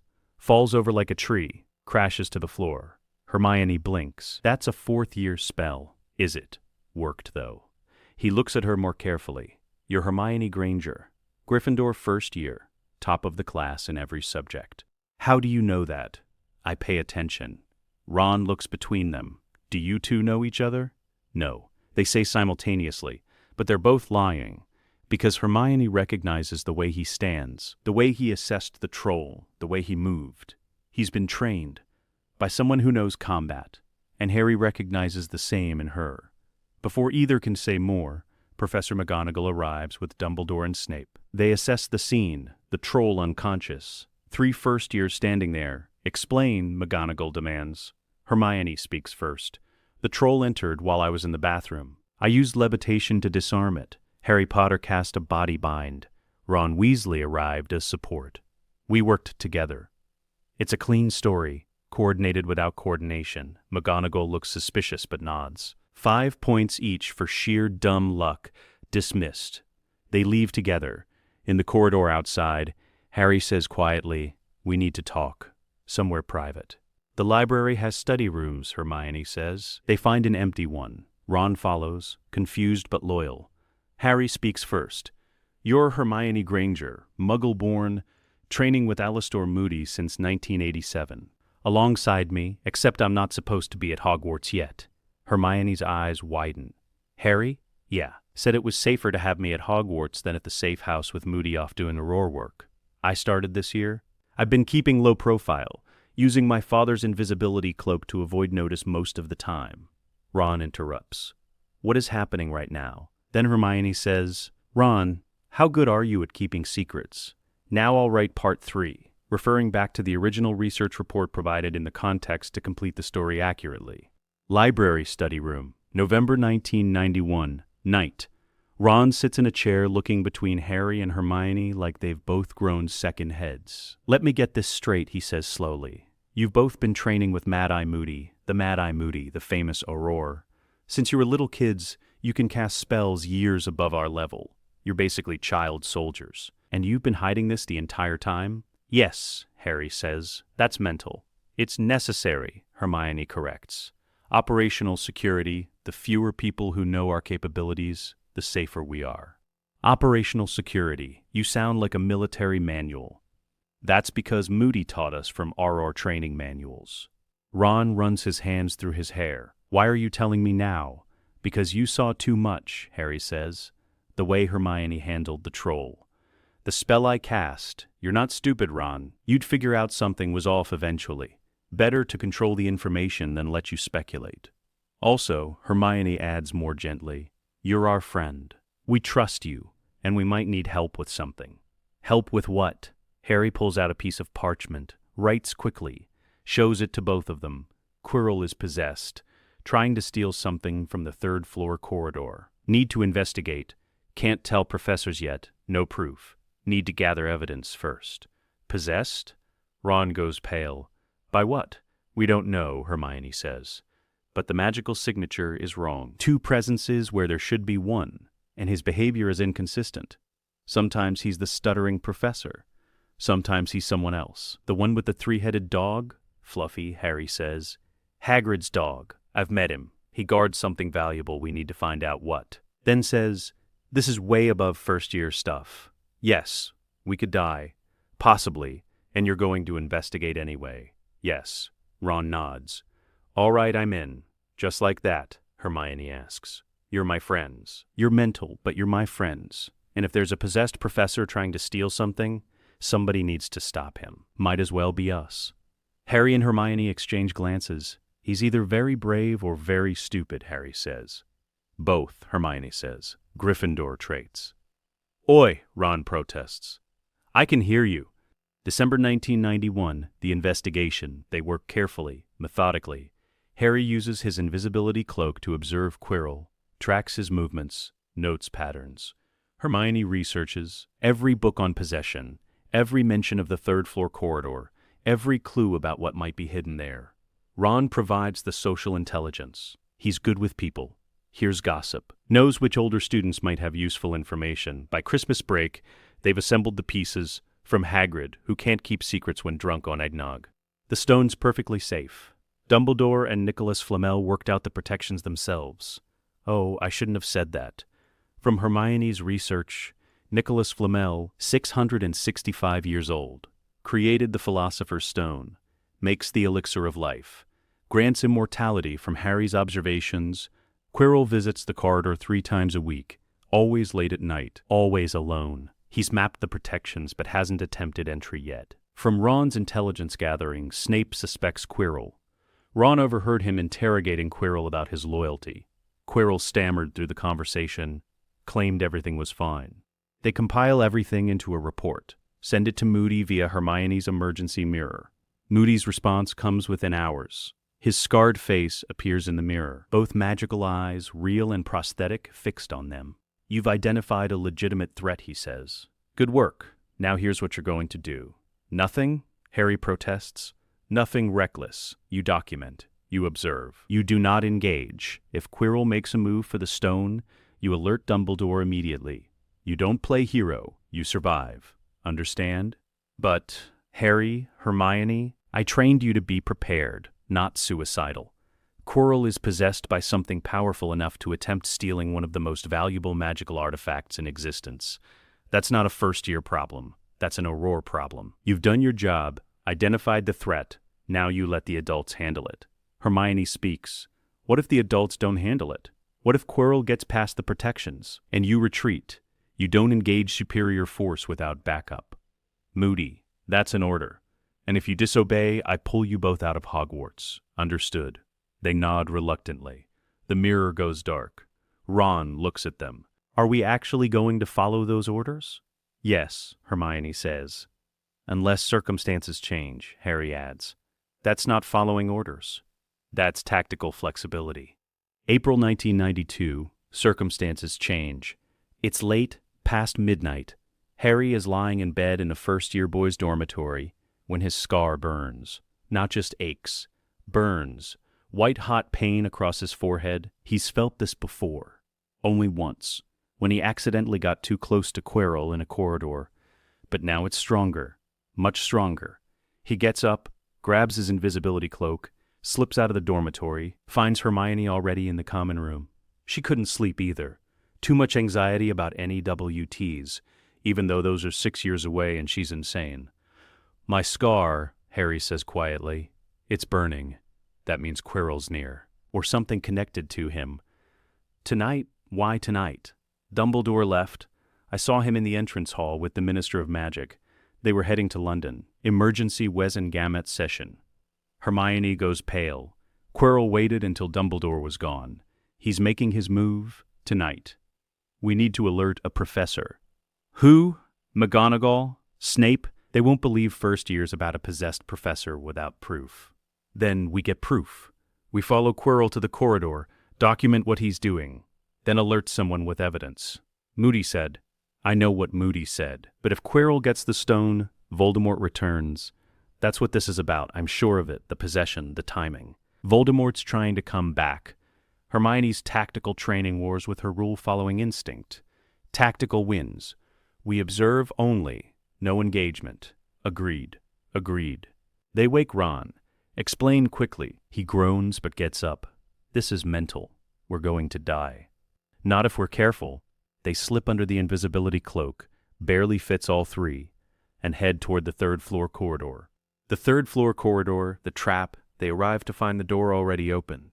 Soft music playing. A harp in the corner, enchanted to play itself. Fluffy, the three-headed dog, is asleep. Quirrell's already inside, Harry whispers. They approach the trapdoor beneath Fluffy's massive paws. We should get a professor now, Hermione says. We have evidence. The door is open. Quirrell is clearly inside. By the time we get a professor and come back, Quirrell could have the stone, Harry argues. We need to know what's happening. Then we alert someone. Before Hermione can argue further, the music stops. The enchanted harp has run out of magic. Fluffy's eyes open, all 6 of them. The dog sees 3 shapes huddled by the trapdoor. The invisibility cloak is in perfect coverage for 3 people. Fluffy growls. Stands. Down, Harry yells. They drop through the trapdoor, fall, land on something soft, springy. Devil's snare, Hermione says immediately. Don't move. It reacts to movement. Don't move, Ron shrieks. It's strangling me. Hermione forces herself to relax, goes limp. The plant releases her. She falls through to the floor below. Stop moving, she yells up. Relax. It releases when you stop struggling. Harry forces himself still. Takes effort. Every instinct screams to fight. But he trusts Hermione. The plant releases him. Ron is still thrashing. Panicking. Ron! Stop! Harry shouts. Ron somehow manages to go limp. Falls through. They land in a pile on the stone floor below. Okay, Ron gasps. That was horrible. Can we leave now? Through what? We can't climb back up through Devil's snare. They look around. A corridor. Torches on the walls. A door ahead. Forward is the only option, Harry says. They move forward. Next chamber. Flying keys. Hundreds of them fluttering around like mechanical birds. A locked door on the far side. 3 broomsticks. The old key, Hermione says, pointing. That one. Its wing is bent. That's the one that's been used. Harry mounts a broom. Natural seeker reflexes activate. He flies. Weaves through the swarm. Catches the old key in 40 seconds. They unlock the door. Continue. Next chamber. A giant chessboard. Ron's eyes light up. This is my game. I can do this. He takes command. Positions Harry and Hermione as pieces. Plays brilliantly. They win without sacrifices. Ron's strategic mind, the thing his brothers always underestimated, proves itself. Through the next door, a troll, already unconscious. Quirrell's work. Then, a logic puzzle. 7 bottles. A riddle written on parchment. Hermione solves it in 3 minutes. This one goes forward. This one goes back. There's only enough in the forward bottle for one person. Harry and Hermione lock eyes. I'm going forward, Harry says. Alone. No, that means I'm connected somehow. You two go back. Get help, real help. Professors, Aurors, anyone. I'll stall Quirrell until you return. Harry. Hermione. You've been my partner for 5 years. Trust me. I can handle this. I've been trained for this. Hermione's eyes are wet. She never cries. But this is different. You better survive, she says. That's the plan. Give him hell. Harry drinks the forward potion, steps through the flames. The final chamber is large, circular, empty except for a mirror at the center. The mirror of Arised. Harry recognizes it from his father's descriptions. Shows the heart's desire. And in front of the mirror, Professor Quirrell. He's not alone. Standing in the mirror's reflection, but not in the room itself, is a figure. Pale, snake-like features, red eyes. Harry's scar explodes with pain. Harry Potter, the reflection says. The voice comes from Quirrell's mouth, dual-toned, 2 voices speaking as one. The boy who lived, come to stop me. Tom Riddle, Harry says, using the name Moody taught him. Never give your enemy the satisfaction of the name they chose. Possessing Professor Quirrell like a parasite. Quirrell spins. The back of his head is wrong, distorted, like there's a face beneath the skin. Insolent child, do you know who I am? Voldemort, Dark Lord, defeated by a 1-year-old, currently reduced to possessing a weak-willed professor because you're too pathetic to maintain your own body. Strategic insult. Make the enemy angry. Angry opponents make mistakes. It works. Quirrell's hand shoots out. Incarcerous. Ropes fly toward Harry. He's ready. Practice this scenario 100 times with Moody. Protego. The shield charm manifests. Silver. Solid. The ropes bounce off. Quirrell's eyes widen. A first year casting a proper shield charm? I'm not a normal first year. He sends his regards. Quirrell, Voldemort, actually laughs. Mad-Eye Moody raised you. How delicious. The paranoid Auror creating his own weapon. Tell me, boy, did he teach you how to die well? He taught me how to survive. Big difference. Harry's analyzing as he talks. The room has one entrance, the one he came through. No windows, no cover. Just the mirror. Quirrell is between him and the mirror. The goal isn't to defeat Voldemort. That's impossible. The goal is to stall. Keep him talking until reinforcements arrive. The stone, Harry says. That's what you're after. Philosopher's Stone, immortality. Very good. And the mirror is the final protection. Dumbledore's little trick. Only someone who wants to find the stone but not use it can retrieve it. Clever, but useless. I will have it. You won't, because you can't look in the mirror yourself. Quirrell's desire is different from yours, and you don't have a body to look with. Voldemort's face, visible now emerging from the back of Quirrell's head, snarls. Then I'll use you. Look in the mirror, Harry Potter. Tell me what you see. No. Crucio. The Cruciatus Curse. Harry's training activates. Can't block it. Can only dodge. He throws himself left. Rolls. Comes up running. The curse hits where he was standing. Stone cracks. You can't dodge forever, child. Don't have to. Just have to last until help arrives. No help is coming. Dumbledore is in London. Snape is occupied. McGonagall is dealing with a troll in the dungeons. My little distraction. You're alone. I'm Moody's. Harry creates distance. Keeps the mirror between himself and Quirrell. Voldemort is growing frustrated. Enough games. Petrificus totalis. Harry shields. The curse deflects. But Quirrell is moving.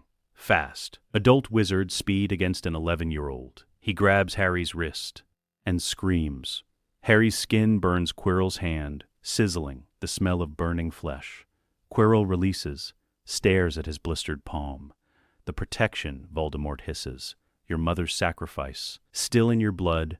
You're toxic to me in this form. Harry has seconds to process this. His touch burns Quirrell. Moody never mentioned this. Didn't know about it.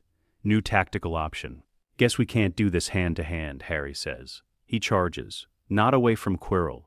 Toward him, grabs Quirrell's face with both hands. Quirrell screams, the skin blisters, cracks. The possession is breaking. Voldemort's spirit, the dark presence, tears away from Quirrell. Manifests as smoke, formless, screaming in rage. It lunges at Harry. Harry feels cold, darkness. The presence trying to possess him instead. But something blocks it, the protection in his blood.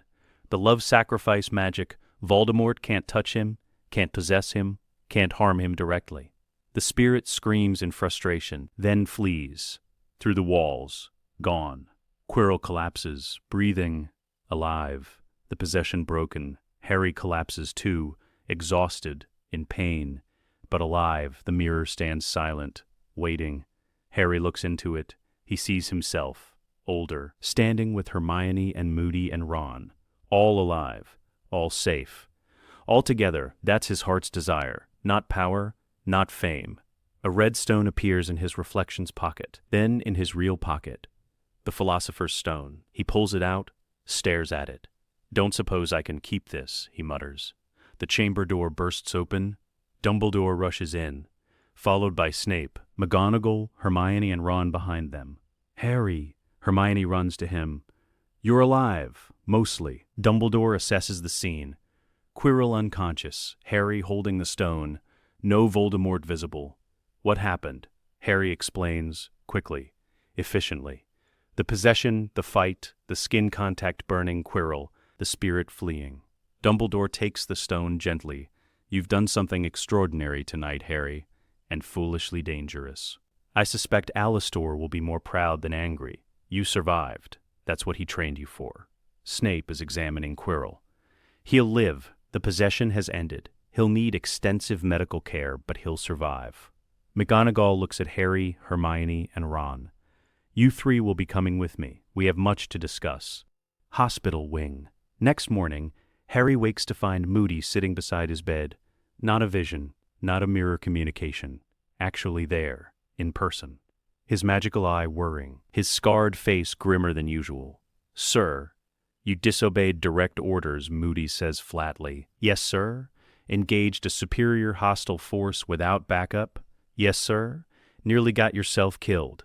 Yes, sir.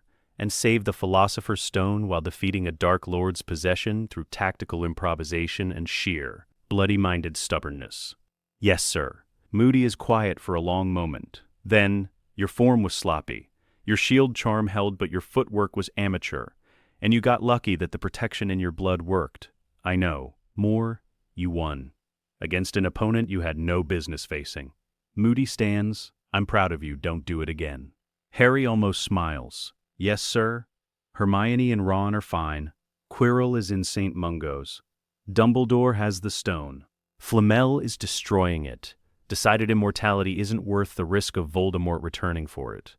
And you, Moody's real eye studies him. You're changing, Harry. You're not just a weapon I'm forging. You're becoming something else. A leader. That's good, but it's also dangerous. Why dangerous? And followers get hurt when leaders take risks. He gestures to Hermione and Ron, visible through the hospital wing door, both being lectured by McGonagall. Those two followed you into hell tonight. They'd do it again. That's a responsibility, understand? I do. Good. Rest, heal. We have training to continue over summer. This year proved you need advanced tactical protocols. We're adding team combat training, all three of you. Ron, too? He's proven himself. Loyal, brave, good strategic mind. And he's already in the know. Might as well train him properly. With his parents' permission, they'll say yes. The Weasleys value protecting their own, and Ron's one of ours now. Moody nods. 1 year down, 6 to go. Let's see if you can get through the rest without nearly dying. No promises. Constant vigilance, Harry. Moody's safe house, expanded training area. Harry, Hermione, and Ron train together. Ron struggles at first. He's never had combat training. The physical conditioning nearly kills him. But he adapts. His strategic mind translates well to tactical scenarios. He thinks 3 moves ahead naturally. By summer's end, they're functioning as a unit. Harry, fast reflexes. Aggressive tactics. Point combatant. Hermione, tactical planning. Spell chain specialist, support and control. Ron, strategic oversight. Positioning, resource management. Moody watches them drill. 3 11-year-olds moving like a trained team. Not bad, he admits. Not good enough to survive a real Death Eater attack, but not bad. Year 2, the Chamber of Secrets, 1992 to 1993. The chamber opens. Students are petrified. But this time, Harry and Hermione aren't flailing in ignorance. Hermione researches, identifies the basilisk within 3 weeks. 50-foot serpent, kills with direct eye contact, petrifies through indirect sight. The plumbing system, it's traveling through the pipes, can hear it moving through the walls. They don't wait for a teacher abduction. They investigate immediately, find the chamber entrance in Moaning Myrtle's bathroom within days of identifying the threat. Tell McGonagall, Dumbledore. Provide evidence, the adults handle it, properly, with Aurors and professional curse breakers. The basilisk is killed by Auror Shacklebolt. Controlled operation. No students at risk. The diary is identified as a Horcrux. Dumbledore recognizes the dark magic. Lucius Malfoy is arrested for planting it. Evidence is solid. Gringotts forensics prove his involvement. He bribes his way out of Azkaban but loses his position on the Hogwarts Board of Governors. Harry, Hermione, and Ron receive 50 points each for identifying the threat and reporting properly instead of engaging themselves. Moody sends them a letter. You're learning. Survival isn't about being the hero. It's about being smart enough to call in professionals. Well done. Year 3, the serious problem, 1993 to 1994. Sirius Black escapes Azkaban. Harry knows immediately something is wrong. Sirius Black was my father's best friend. He's my godfather. Why would he betray them? Research, investigation. Hermione finds the trial records. There are no trial records. Sirius was never tried. That's illegal. Everyone gets a trial, unless they were imprisoned during the chaos right after Voldemort's fall, when normal procedures were suspended. Peter Pettigrew, Harry says, reading old newspaper clippings, died in an explosion. Except they only found a finger, not a body. Pettigrew was an animagus, Hermione adds, finding the information in old Marauder research. Unregistered could become a rat. Ron goes pale. Scabbers, my rat. I've had him for years. He's old, really old. Missing a toe, they test Scabbers, force a transformation using magic Hermione learned from Moody. Scabbers becomes Peter Pettigrew. They capture him, take him directly to Dumbledore. Sirius is cleared within weeks. Pettigrew goes to Azkaban. Harry gains a godfather. Sirius joins the Moody training extended family. Year 3 ends with Harry having more family than he started with. Year 4, the Triwizard Tournament, 1994 to 1995. Harry's name comes out of the goblet. He didn't enter. Someone entered him. That's sabotage. Moody, the real Moody, not Barty Crouch Jr. They identify the imposter within a week using detection spells. Investigates. They catch Crouch Jr. before he can complete Voldemort's plan. The tournament continues. Harry competes because the goblet is binding, but he approaches it tactically. First task, Dragon. He doesn't try to be flashy, uses a conjunctivitis curse to blind it temporarily. Grabs the egg, done. Second task, rescues Ron quickly using gillyweed. Helps Fleur rescue Gabrielle, finishes second. Third task, navigates the maze carefully, stuns aggressive competitors, takes the cup with Cedric. It's not a portkey this time. They win together. Share victory. No graveyard, no resurrection. Voldemort stays disembodied. The year ends with international friendship instead of tragedy. Year 5, Umbridge, 1995 to 1996. Dolores Umbridge arrives as High Inquisitor. She's everything Moody warned them about. Bureaucratic tyranny disguised as order. Harry, Hermione, and Ron don't fight her directly. They document every educational decree, every punishment, every use of the blood quill. They gather evidence, testimony from students, medical records, send it all to the ministry proper, to Madame Bones, to the press. Umbridge is removed by February, her abuse is exposed. Fudge is forced to resign. Bones becomes minister. The DA, Dumbledore's army, continues, but as a proper student organization, sanctioned, approved. Harry teaches defense, Hermione teaches theory, Ron teaches tactics. 40 students can cast a Patronus by year's end. They're building an army of prepared students, just like Moody built them. Year 6, the Horcrux hunt begins, 1996 to 1997. Dumbledore reveals the truth about Horcruxes. Voldemort split his soul. Multiple times. That's why he didn't truly die. Harry and Hermione already know this from their advanced dark arts studies with Moody. How many? Harry asks. I believe 7. We've destroyed 2. The diary and a ring I found last year. 5 remain. They spend the year hunting. With Dumbledore. With Moody. With Sirius. It's not children playing hero. It's a coordinated operation with adult support. They find the locket, the cup, the diadem, one by one. Destroy them methodically. By year's end, only one remains. Nagini, Voldemort's snake, and one they didn't expect. Harry himself. Harry is a Horcrux, created accidentally when Voldemort tried to kill him as a baby. We'll find a way to remove it without killing you, Dumbledore promises. We will, Moody confirms. You didn't survive this long to die now. Year 7, the final battle, 1997 to 1998. Voldemort returns, fully, using a different ritual, darker, more costly. He's weaker than he would have been. Most of his Horcruxes destroyed, his soul unstable, but he's still dangerous. The battle comes to Hogwarts. Death Eaters attack, but this time Hogwarts is ready. The DA fights, trained, prepared, organized. The Order fights alongside them. Aurors arrive. Moody leads them. One-man army even in his 60s. Harry faces Voldemort in the Great Hall. But he's not alone. Hermione and Ron fight beside him. Coordinated, practiced, they've drilled 3-on-1 scenarios for 7 years. Voldemort is powerful. But he's alone, his Death Eaters falling, his Horcrux is gone. The duel is brutal. Magic flying, walls crumbling. But Harry, Hermione, and Ron work as a unit. Harry draws Voldemort's attention, fast, aggressive, making him focus on the obvious threat. Hermione creates openings, spell chains that limit Voldemort's movement, force him into positions. Ron manages the battlefield, keeps other combatants away, creates the isolated duel zone they need.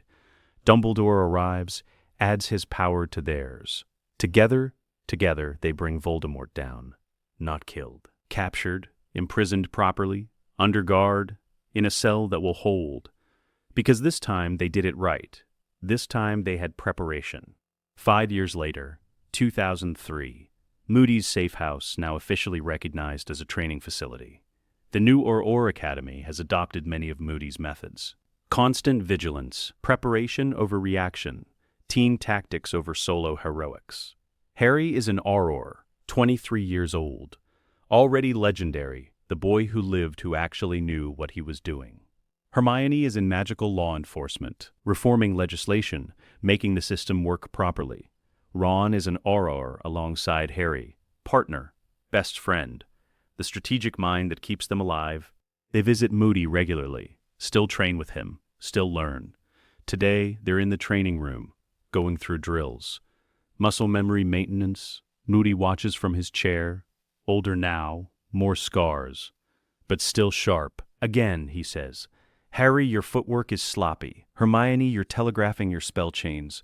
Ron, better positioning, you left your flank exposed. They reset. Go again. Better this time. Acceptable, Moody says. You three have survived 7 years of war, multiple Dark Lords, bureaucratic tyranny, teenage drama, and you're still alive. Still together, that's the real victory. You trained us well, Harry says. I trained you to survive. You made yourselves into something more. Leaders, teachers, heroes, though I know you hate that word. We're not heroes, we're just prepared. That's what heroes are. People who prepare for the worst and survive it. Moody stands, limps to the window, looks out over the grounds. I'm retiring next year. Officially, the Academy doesn't need me anymore. You three will take over the Advanced Combat Training Program. Sir, not a request. You're the best tactical team I've ever seen. You need to pass that on. Train the next generation. Make sure what happened to your generation, children fighting wars, doesn't happen again. We will, Ron says quietly. I know you will. That's why I'm leaving it to you. Moody turns back. You were my greatest work. Not because I made you strong, but because I made you smart. Strong fades, smart survives. The partnership that started when they were children, that survived everything the magical world threw at them. One last lesson, Harry asks. Always, Moody says. They train until sunset. Then they sit in the safe house kitchen, the place where Harry learned to identify poisons at age 5, where Hermione first studied magical theory at age 7, where Ron joined them and became part of something bigger. To constant vigilance, Harry says, raising a glass. To preparation, Hermione adds. To survival, Ron finishes. To family, Moody says quietly. They drink. Outside, the wards hum, protecting, watching, vigilant. Inside, 4 people who survived because they refused to be victims, because one paranoid auror saw a baby in a cupboard and decided that was unacceptable, because he taught 2 children that the best way to face darkness is to be prepared for it, because constant vigilance isn't paranoia when the threats are real, and because sometimes the best way to save the world is to teach people to save themselves. Epilogue, 2019 Hogwarts. Defense Against the Dark Arts classroom. Professor Harry Potter stands at the front, 30 years old. Scar on his forehead, wedding ring on his finger, married Ginny Weasley, 2005. Advanced defensive tactics, he tells his 7th-year class. You've learned the theory. You've practiced the spells. Now we discuss something more important. Situational awareness. He pulls out a sneakoscope, sets it on the desk. This device detects untrustworthy individuals. Spins when lies or deception are nearby. Simple. Effective. How many of you carry one? 3 hands go up out of 30 students. That's a problem. This isn't expensive. It's not difficult to use. And it could save your life. Why don't you carry one? Because we're at Hogwarts, Professor. We're safe here. Are you? Because I seem to recall Quirrell being possessed in these very halls.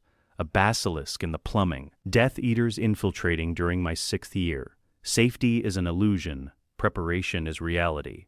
He sounds exactly like Moody. The students notice. They always do. After class, his daughter, Lily, age 6, visits the classroom. She's visiting from home with Ginny. Daddy, what's that? She points at the faux glass on the wall. It shows enemies. See the shadows? Those are people who wish me harm. Mostly imprisoned Death Eaters. A few dark wizards I arrested. They can't hurt me, but I like to remember they exist. Why would anyone want to hurt you? Because I stopped them from hurting other people. That makes them angry. Are they going to escape and come after you? Possibly. That's why I'm prepared. Just like I'm teaching you to be prepared. Lily is learning defensive magic already. Age 6. Same age Harry was when Moody started his advanced training. Ginny isn't thrilled. But she understands. Their world is dangerous. Their children need tools to survive it. Down the hall, Professor Granger Crumb, Hermione married Victor, 2006, teaches advanced magical theory. Professor Ron Weasley teaches tactical magic, a new course Harry and Hermione designed. The next generation of students learning what they learned. That preparation beats luck. That knowledge is survival. That constant vigilance isn't paranoia. It's life. The final scene, Moody's safe house, now preserved as a historical site. The birthplace of modern Auror training, Harry visits once a year, on November 1st, the anniversary of the night Moody took him from Privet Drive. He walks through the rooms, the training area, the library, the kitchen. Everything exactly as Moody left it. Moody died in 2015, 78 years old. In his sleep, peacefully. His funeral was attended by hundreds. Aurors he trained, students he taught, lives he saved. Harry gave the eulogy.